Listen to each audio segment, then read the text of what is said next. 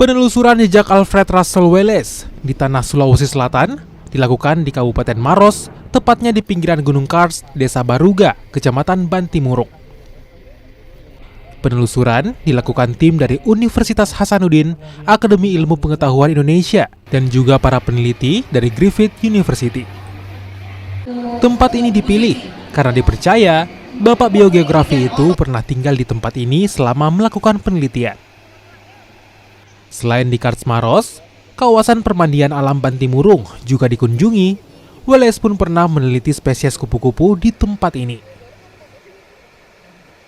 Di 2 abad kelahiran Wallace itu katakanlah momentum itu kita sebut sebagai suatu masa di mana kita mengenang kembali siapa itu Wallace.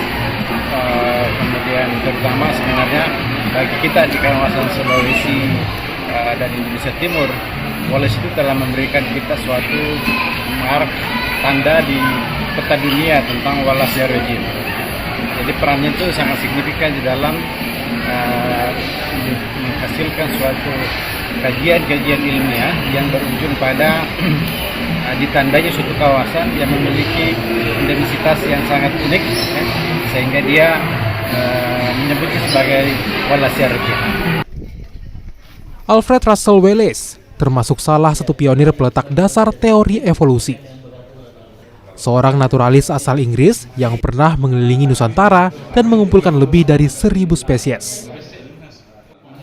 Aziz Hamid, Kompas TV Maros, Sulawesi Selatan.